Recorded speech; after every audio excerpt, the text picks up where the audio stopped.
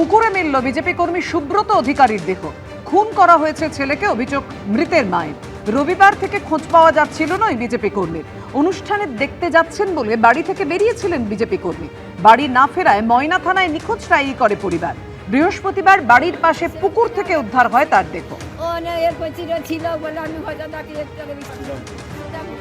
ময়নায় নিখোঁজ বিজেপি কর্মীর দেহ উদ্ধার হলো। প্রাথমিক তদন্তে দেহে কোনো আঘাতের চিহ্ন নেই। পরিবারের তরফে থানায় কোনো লিখিত অভিযোগ দায়ের হয়নি। দেহ ময়না তদন্তের জন্য পাঠানো হয়েছে। ময়না তদন্তের রিপোর্ট এলে মৃত্যুর কারণ জানা যাবে, জানিয়েছেন পূর্ব মেদিনীপুরের পুলিশ সুপার মিতুন দে।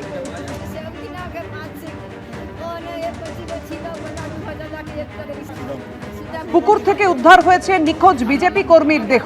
পূর্ব মেদিনীপুরের পুলিশ সুপার মিতুন দে জানিয়েছেন, ময়না তদন্তের রিপোর্ট এলে মৃত্যুর কারণ সম্পর্কে জানা যাবে। দেহ ময়না তদন্তের জন্য পাঠানো হয়েছে। পরিবারের তরফে থানায় কোনো লিখিত অভিযোগ দায়ের হয়নি, জানিয়েছেন পূর্ব মেদিনীপুরের পুলিশ সুপার মিতুন দে।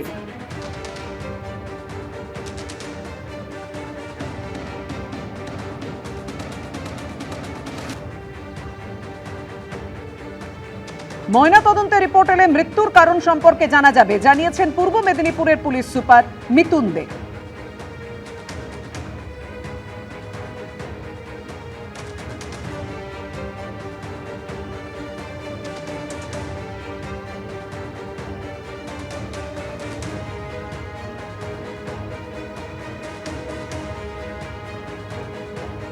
কেউ মেরে ফেলাইছে গো বাবা, আর কিছু না রে বাবা রে। ধৈর্য রাখুন, আরেকজন ছেলে আছে, সবাই গান শক্ত হয়েছে, গায়ে কিছু নাই। আজ ভোরে খেয়ে ফেলি দিয়েছে রাত্রে গো। আমি ঠাকুরমতি ধুয়াইতে যাই, কোনোদিন কিছু দেখিনি। সব আজকে না ভাষা উঠে পড়ছে গো। আগে পঞ্চায়েত আজ কদিন গেছে গো, কেউ গায়ে করেনি গো। মালদায় শুভেন্দু অধিকারী সভার আগে হুঙ্কার তৃণমূলের। বিজেপি শাসিত রাজ্যে পশ্চিমবঙ্গের পরিযায়ীদের ওপর অত্যাচার বন্ধ না হলে কিভাবে মালদায় পা রাখবেন দেখে নেব। হুঙ্কার মালদার তৃণমূল জেলা সভাপতি আব্দুর রহমান বক্সি। পাল্টা চ্যালেঞ্জ বিজেপি। বিরোধী দলের নেতা যা চলে আসছেন, তিনি খবর দিচ্ছেন রহিম বক্সি নাকি বলেছে যেখানে মাটিতে পা রাখলে পা রাখতে দেওয়া হবে না বিজেপিকে। আমি কালকেও বলেছি, আমি আজকেও বলছি, বাঙালিদের উপরে নির্যাতন বিজেপি শাসিত রাজ্যগুলোতে যদি বন্ধ না হয়, একটা সময় পর্যন্ত আমরা অপেক্ষা করব। সেই সময়ের মধ্যে যদি দেখি এর তীব্রতা হ্রাস হচ্ছে না, তীব্রতা বৃদ্ধি পাচ্ছে, দেখবো তোমার বাহুতে কত শক্তি আছে। কি করে মালদার বুকে মালদার বাঙালি প্রজাই শ্রমিককে খুন করে এসে তুমি মালদায় ঢুকবে।